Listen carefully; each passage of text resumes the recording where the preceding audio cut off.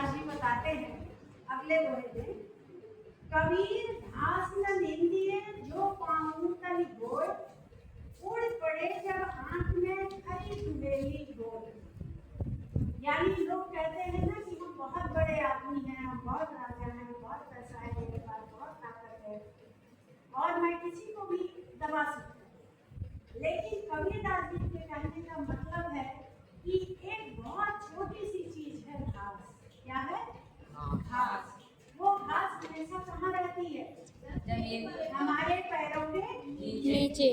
हम हमेशा घास पे अपने पैरों को कुचलते हुए चलते हैं, लेकिन वही घास अगर उड़ करके घास का बहुत छोटा सा तिनका अगर हमारी आंख में पड़ जाती है तो क्या होता है? बहुत कष्ट होता है, बहुत दुख होता है।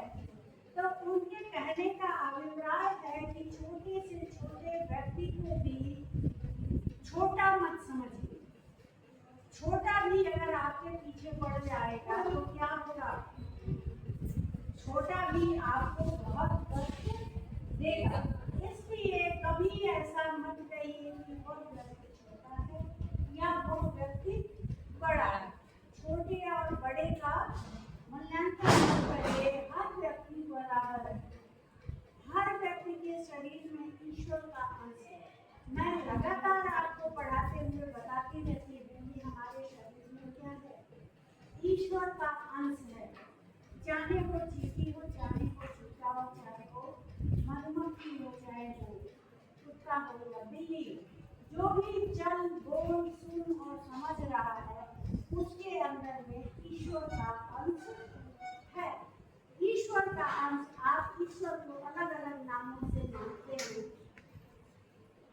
वह ईश्वर वास्तव में क्या है? एक ही है, सर्वशक्तिमान, जिसे हम कहते हैं सर्वशक्तिमान। बहुत सारी प्रक्रियाएं ऐसी होती हैं जो हमें नहीं मालूम है। हम धरती के नीचे बीज डालते हैं, लेकिन बीज वो किस प्रक्रिया से अंकुरित होती है, बढ़ती है, बड़ा पेड़ बनता है, उसमें फल लगते हैं, सबको हम खाते हैं। ये सारी प्रक्रिया उसी धरती में हम आम बोएंगे, नींबू बोएंगे, मिर्च बोएंगे और तीनों उसी मिट्टी में, तीनों के स्वाद अलग अलग होंगे। ये चीज कहाँ से आ गई? तो वो सर्वशक्तिमान की देन है, जिससे ये सारे अलग अलग पेड़ों में, उसी धरती के पौधों में अलग अलग स्वाद आते हैं। तो वह सर्वशक्तिमान है जिससे ये सारी दुनिया चल रही है। इसी तरह से हम जितने चलते फिरते जीव हैं, सारे जीव के अंदर क्या है? ईश्वर का अंश है। इसलिए वो कहते हैं कि कभी भी ईश्वर किसी भी व्यक्ति को छोटा मत आंकिए। जग में बैरी कोई नहीं, जो मन शीतल हो, या आपा को डारी दे दया करे सब होए। या आपा को डारी दे दया करे सबको। कुछ व्यक्तियों का यह ऐसा होता है कि आप उनसे बात करिए तो वो लगातार ये बताएंगे कि वो इतना गंदा है, वो इतना गंदा है, उसके में ये कमी है, उसके में ये कमी है। ऐसा कई लोग होते हैं ना, लगातार बताते हैं कि सबसे खराब वही है। लेकिन कबीरदास जी ये कहते हैं कि पृथ्वी पर कोई बैरी नहीं होता है, कोई दुश्मन होकर नहीं पैदा होता है, जब तक कि हम उसके साथ ऐसा व्यवहार न करें। जो मन शीतल हो, अगर हमारा मन शांत है, साफ है, सुथरा है, किसी के प्रति किसी तरह की भाव नहीं है, तो वह क्या है? तो हमारे लिए दुनिया में सारे लोग अच्छे हैं। और हमारा अपना मन अगर गंदा है तो दया करे सबको। अगर आप अपने अंदर के अहंकार को खत्म कर दे, अहंकार को खत्म कर दे, तो सारी की सारी दुनिया क्या है?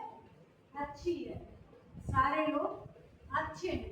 यानी हमारे मन के अंदर का जो अहंकार है वही हमें किधर की तरफ ले जाता है, विनाश की तरफ ले जाता है। किधर ले जाता है?